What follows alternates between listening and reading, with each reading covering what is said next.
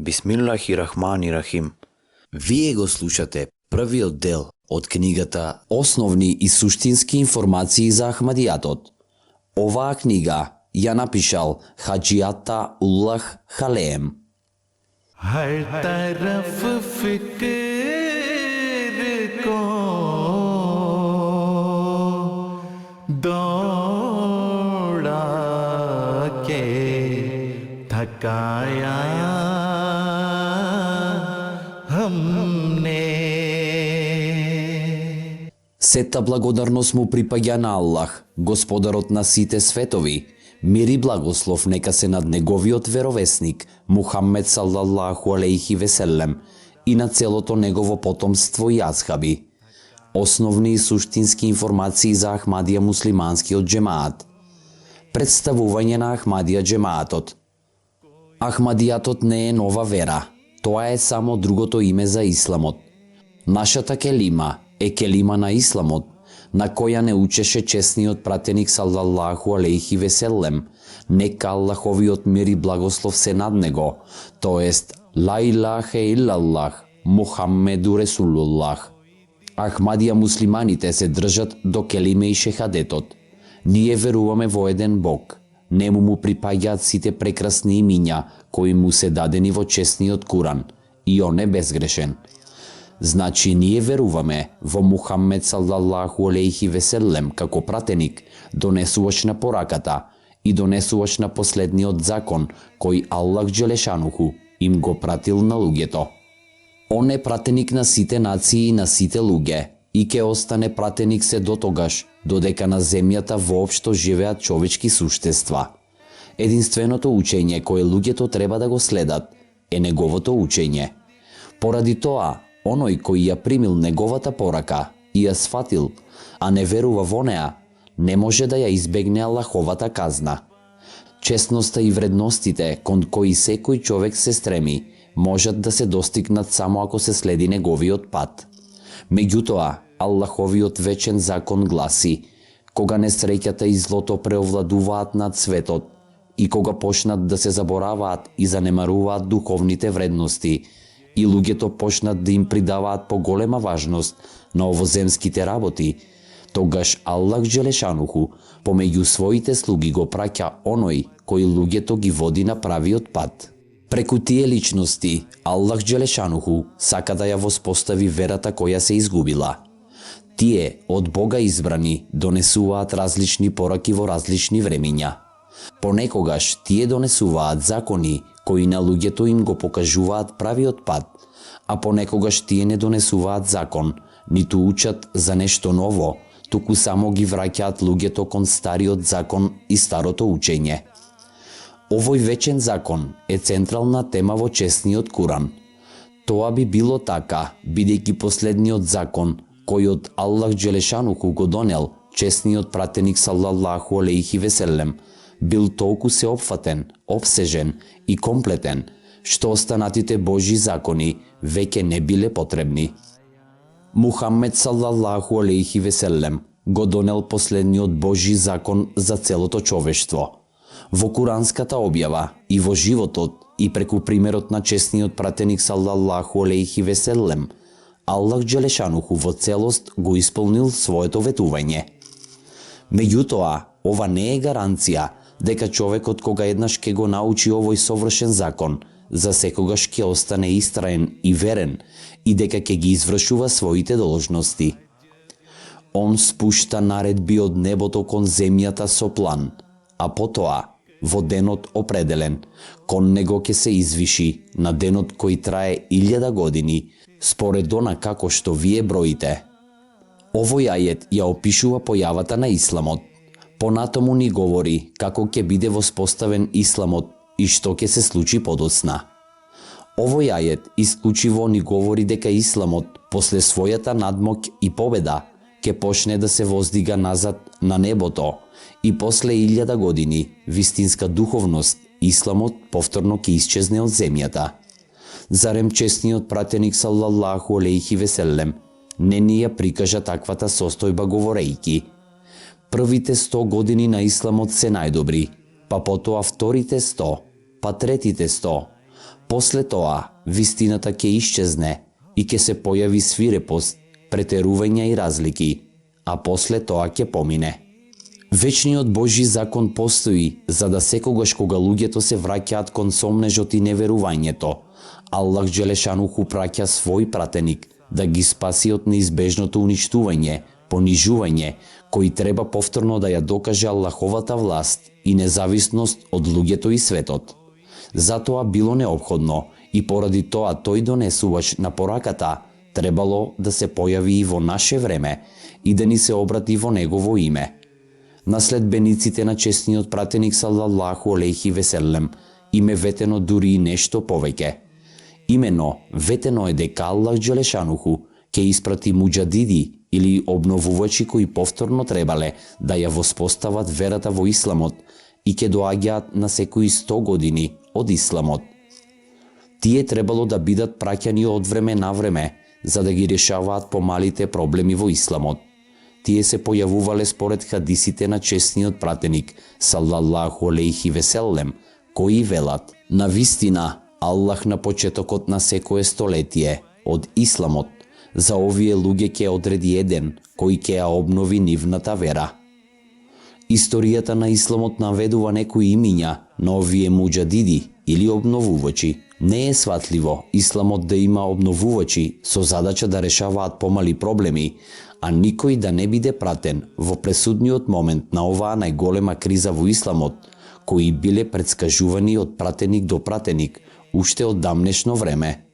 Несватливо е муслиманите, поради решавање на главната и најголема криза, да немаат Божји пратеник ниту упатства од небото, и никој кој ќе ги повика назад кон правата вера и ќе ги изведе од мракот и пропагањето во кое се наоѓаат. Ништо не е појасно и посигурно како ветувањето кое е дадено во честниот Куран и хадисите, а кое вели дека кога следбениците на честниот пратеник салаллаху алейхи веселем западнат во зло, тие ќе имаат некој кој ќе ги избави од тоа зло.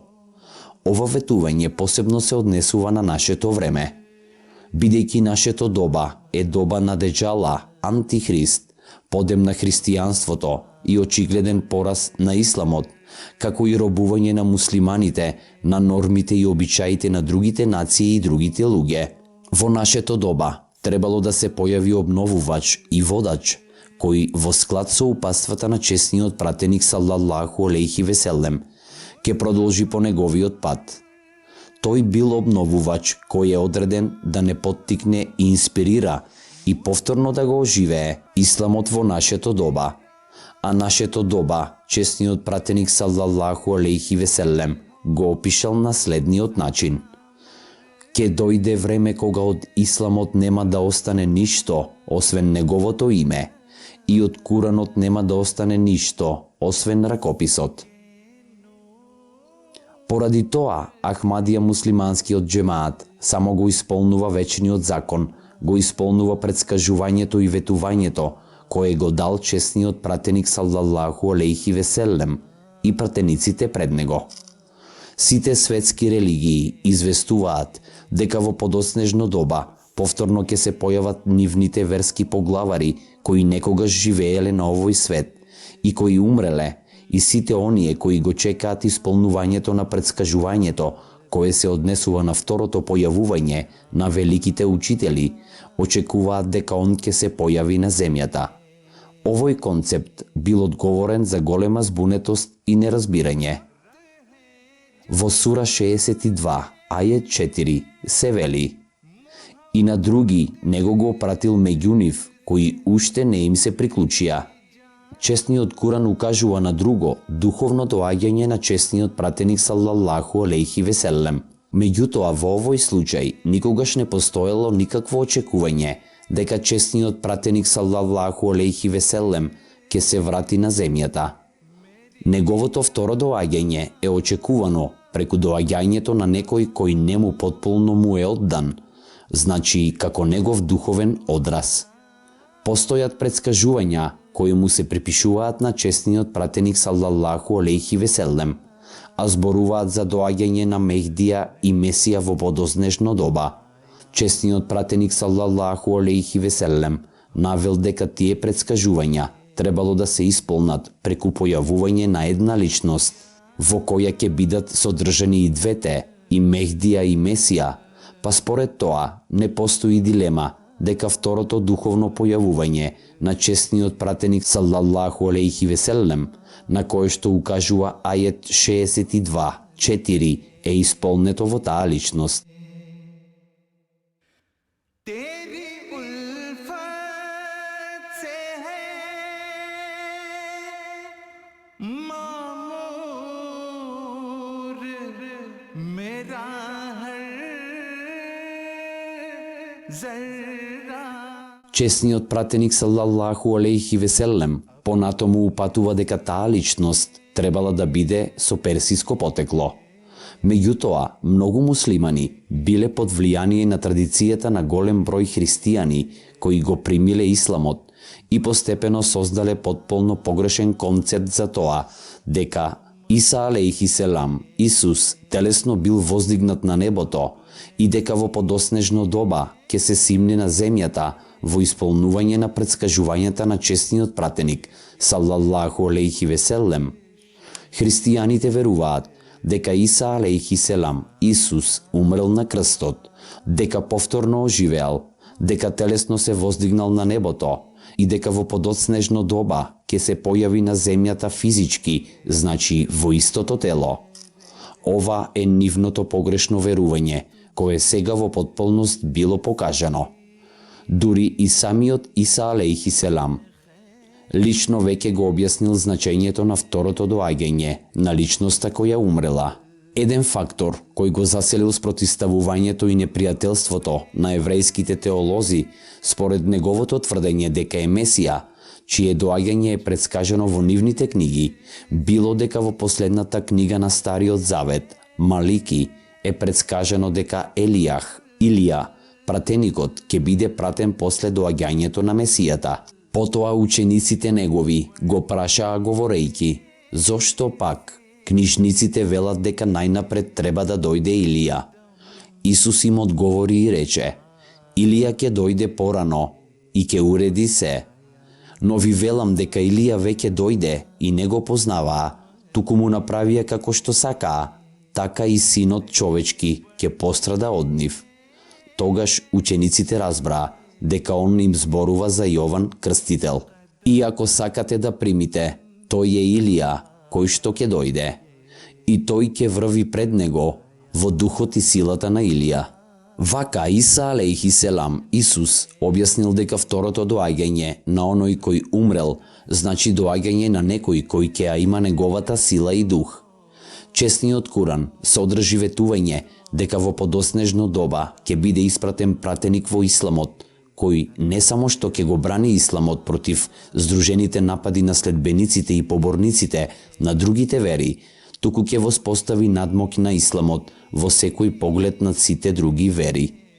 Аллах Джелешануху во честниот Куран вели: Он е тој кој испратил свој пратеник со упатство и со вера вистинска, да направи таа да преовлада над сите други вери, па дури и тоа да го мразат многубожците. Коментаторите на Куранот се согласиле дека ветувањето содржано во овој ајет ќе биде исполнето преку Мехдија, Месија, чие доаѓање во подоснежно доба било предскажано од честниот пратеник салаллаху алейхи веселем.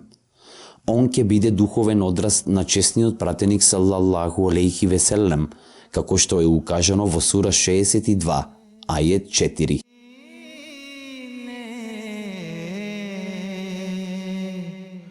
मोहम्मद सा न पाया हमने. Денес го завршивме првиот дел од книгата Основни и суштински информации за Ахмадијатот. Еселаму алейкум.